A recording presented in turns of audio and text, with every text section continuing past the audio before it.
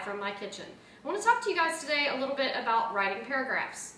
Now you may be asking at this point, Ms. Miller, if you're going to talk to us about writing paragraphs, why are you in your kitchen? Well, I'll tell you why. Writing paragraphs, it's a little bit like making a sandwich. You got to put enough on the sandwich to make it really good, but you don't want to put too much on it, otherwise it just gets messy and it falls apart. So, when you're writing your paragraph, you have to think about your topic sentence like your first piece of bread, okay? You have to craft a topic sentence that is going to hold everything you want to talk about in your paragraph.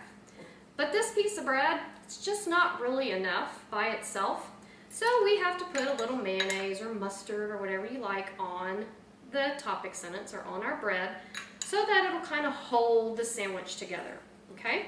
So you put your mayonnaise on your bread, you make your topic sentence that will hold your paragraph together, and then you set it aside, and then you decide what you want on your sandwich, what you want in your paragraph. You know that you have to put some kind of meat on your sandwich, otherwise it's just not going to fill you up. So you're going to make a ham sandwich today. And you put your meat on your bread, and it just kind of comes first. So you want to talk about the main point of your argument. But is that enough? Do you really want to just jam the other piece of bread on there and be done with that? Usually you want some extra stuff. You want to explain a little bit more about what your paragraph is trying to get across to its reader.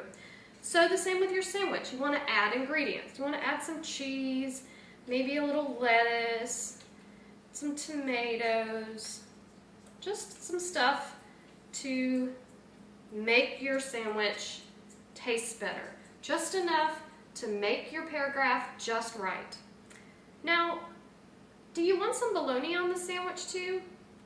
Bologna's really good for a sandwich, but now that I've already got ham and cheese and lettuce and tomatoes, bologna doesn't really go with this sandwich. Now you might like bologna and ham together, but remember usually when you're writing for someone else to read, so you don't want to create something that is not really palatable to lots of tastes. So, no bologna in your paragraphs. Got it? Great. Then you're ready for the other piece of bread. Now, could I use this piece of bread? I guess I could. It's made out of the same thing, but it's not quite the same shape. So you want to make sure that you end your paragraph with a sentence that matches the top piece of bread or the topic sentence. So make sure that you use a sentence for your final sentence that sort of restates your topic sentence or offers more support to your topic sentence. Remember that you want to make it good enough that it will hold everything together. It's working along with that topic sentence to hold together the paragraph. And if you don't put this piece of bread on the sandwich, you got a pretty big mess there when you try and eat it. Those tomatoes are going to fall off. It's kind of going to go everywhere and get all messy on you. So make sure that you put enough information in this last sentence. You can use it as a transition sentence or you can use it as a summary sentence.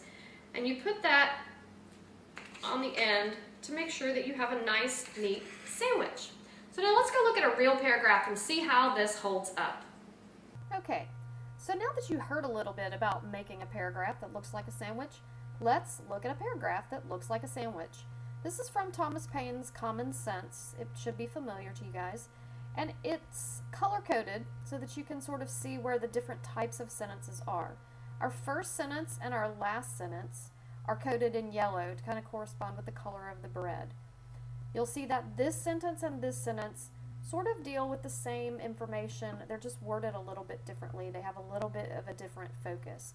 In this first sentence, Paine talks to the men of passive tempers that tend to look somewhat lightly over the offenses of Britain because they still hope for the best and they're thinking that Britain and America will be friends again. In the final sentence, you have the word but, so you realize it's going to be a contradiction of something. And if you look at this first sentence, he's talking about here the men who have these passive tempers. If they can still shake hands with the murderers, he says then they're unworthy of the name husband, father, friend, or lover, and whatever may be your rank or title in life, you have the heart of a coward and the spirit of a sycophant. So he's saying in this final sentence what these men of passive tempers are. He's accusing them of being cowards and sycophants. So you can see how those two sentences kind of go together. Now in the middle of this, we have what makes our sandwich good, because you know that jam sandwich where you just take two pieces of bread and jam it together? That's not the best kind of sandwich there is. So you have to have some kind of meat on your sandwich, and that is usually the second or third sentence of the paragraph that kind of brings your main point out.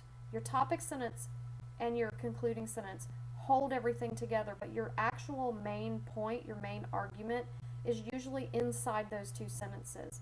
Paine wants these passive-tempered people to examine the passions and feelings of mankind.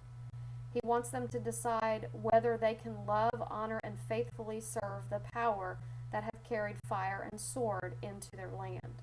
Okay, so this is the meat of the paragraph. This is what he wants these passive-tempered people to consider.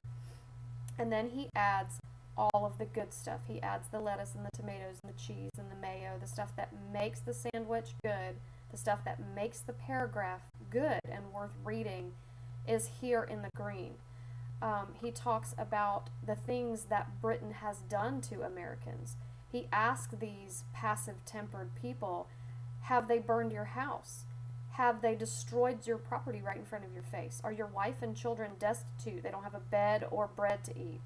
Have you lost a parent or a child by their hands, and yourself remain the ruined and wretched survivor? So if you have had that, he doesn't see how you could be passive-tempered. And if you have not, then you don't get to judge those of us who have had this happen. And then he goes back to that topic sentence idea of those passive-tempered people. If you are one of these passive-tempered people, then you don't even deserve what you have. You don't deserve your titles. You don't deserve anything that you've got, and basically calls them a coward and a sycophant. Well, that's all good for Thomas Paine because he's a really good author and everybody's read him. He's very famous. But how does that work in the real world? What about you? What about the student? Well, here's an example of a student-written paragraph, and it has the same structure. We begin with the idea of new students at Georgia Cyber Academy and how much they have to learn. And we end with the idea that while we do have a lot to learn when we're new to Georgia Cyber Academy, we learn it and eventually become kind of like it's second nature to us, just like going to a brick and mortar school where you know your way to class. When you first get to that school, it might be a little hard to find your way around if you've never been there before, and it's the same way with Georgia Cyber Academy. But then we look at the paragraph as a whole and we realize this is our topic. Yes, Georgia Cyber Academy students that are new have a lot to learn, but this part of the paragraph is our meat. Not only do they have to learn the material that the course requires, they also have to learn a new way of going to school. So we find out here that the paragraph is more going to be about what it is that those students have to learn. And then we list several things that Georgia Cyber Academy students have to learn that students who have been going to the same school for a long time don't necessarily have to learn. All those kids have to concentrate on is how to manage their homework and learn the things that go on in class. So we've got students at GCA must learn quickly how to navigate the OLS.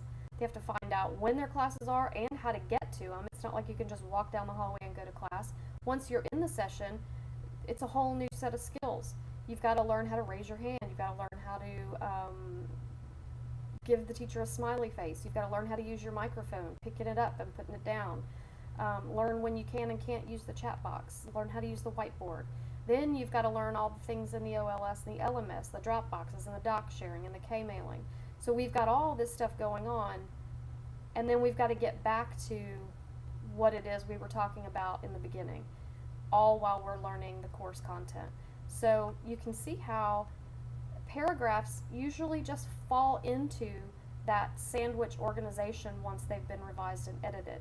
So if you'll think about that when you're writing your paragraphs, it'll be much easier for you to structure your paragraphs in a way that gives you a topic sentence and some sort of conclusion or transition so that you can move on to a next paragraph if you need to, all while putting the good stuff inside that makes your sandwich tasty, that makes your paragraph interesting to read and good.